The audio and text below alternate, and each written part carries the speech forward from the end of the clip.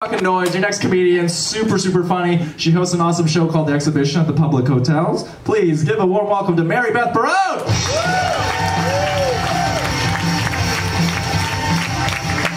Thank you. Could you actually just hold this and let me know if I get any texts? Yeah. Thank you.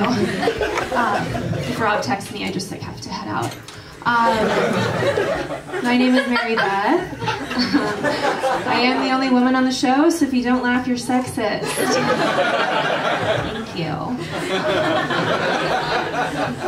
I was going to apologize for my casual attire, but then I remembered that these leggings cost $100. And I wear a lot of athleisure because I work out. Do you guys know what working out is? Woo!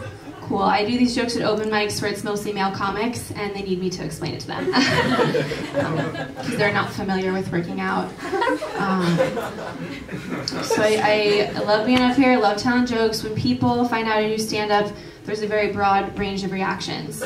But by far the most common is, "Oh my God, I can't believe you do stand-up comedy. That's the scariest thing I could ever imagine. You're so brave." Yeah, but for me, it's not really about being brave. It's more that my fear of embarrassment is outweighed by my constant need for attention. Like, don't call me brave for doing comedy. You can call me brave for dropping out of college. That was a risk. Upper-class white woman with wealthy parents and no degree. That could have gone any number of ways that would have ended with things still being pretty good. Just like mostly positive outcomes. And I am living proof that even self-aware white people are terrible. Because as a white woman of privilege, I know that the worst thing you can say to me is that you have a secret, and then not tell me what it is. Like, that's as bad as it gets for me personally. It's considered a hate crime. But you know, it's 2018, people are getting woke. And I'm from Connecticut, I come from a great family, so I'm constantly checking my privilege to make sure it's still there. Because they keep trying to take it, and I'm like, no, I need it. You can't have it. So, life is pretty good. I'm generally a happy person. I actually fell in love recently. Woo! Yeah, I was involved in a whirlwind romance. It was like very intense. It brought up a lot of feelings. And it's actually inspired me to write a book. It's called How to Lose a Guy in 6 Days. And it's pretty simple. Like, as the woman, you're just very cool and chill and fun. And then you let his past emotional trauma slowly reveal itself and ruin everything. And the method works, ladies. I can't swear by it enough. Me and this man, we had a conversation about what we were, which made sense because it was our 4th time hanging out. And he said that he's really bad at relationships. He's not capable of following his instinct when things are good.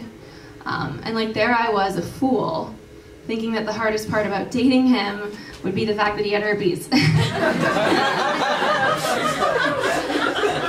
But I was wrong. And you know, if you told me when I met him that I'd be up here talking about it like this a month later, I would have been like, yeah, that sounds about right. So I am on a hiatus from guys right now because they're bad and I don't like them. And I know that's a generalization, but it's kind of like when I say I don't like bees. Like, I'm sure there are some really cool bees flying around, but whenever I get close to one, I fear for my safety. You know. Also, another problem is I mostly hook up with comedians. It's just like a whole separate issue. But I like hooking up with comedians because I get really horny when guys talk about hating their families.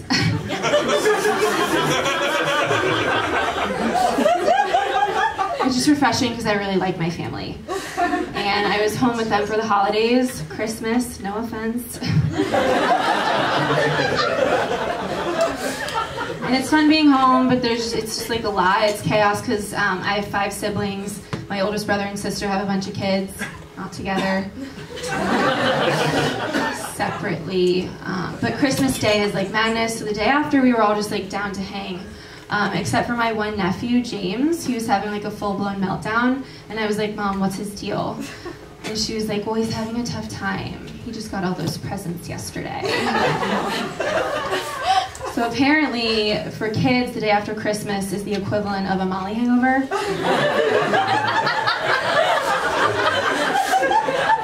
Like, day of, you're on top of the world, you can do anything. Wake up the next day is life worth living. So I felt that I could relate to him in that way. But my niece Ellie was down to kind of manage her hangover a little differently. She just wanted to like sit on the couch, watch TV, hit the vape. She's 3. So we were watching TV. She wanted to watch Little Mermaid, and that was my favorite movie as a kid. So I was like, of course, let's watch Little Mermaid. But it was a little bit different watching it as an adult because I realized that I relate to Ariel in like a lot of ways. First of all, she's literally a princess, and she's unhappy. Like, she has a song about all the stuff she has, but it's not enough. That's the level of self-awareness I strive for, you know. She also has 2 gay best friends, the bird and the fish. Scuttle is kind of like the loud know-it-all. Flounder's the loyal twink. And those are very important relationships in a young woman's life. But I think I relate to her the most on how she deals with men. Because I'm also not interested in any of the mermen that are interested in me. And then I see someone who's completely unavailable, meet him once, immediately fall in love. I'm like ready to abandon my entire family to be with him. Yeah. He doesn't even know my name yet, and I'm like, if I don't get true love's kiss by sunset on the 3rd day, I'm never gonna see him again. Until I have to book him on one of my shows, which has happened multiple times. But that's okay. That's all going on in my head. Outwardly, I'm very cool and chill and fun. I think I just triggered someone. I'm so sorry. We can talk after. I'll just be in the bar. As I was saying, outwardly I'm very cool and chill and fun. So like I'm down for whatever as long as it's what I want to do. You know? That's the fun thing about me. But I am very career focused right now. I don't have that much time for dating. And I do work full time in addition to doing comedy. I work at a startup. We're disrupting the children's clothing industry. It's very important. But I was complaining to my dad about it the other day. Like, Dad, I want to quit my job. I just want to do comedy. And he was like, well, you better meet a wealthy man. And I was like, yeah, you. Now give me money. What are you doing, Dad? I'll just check my phone real quick. Thank you.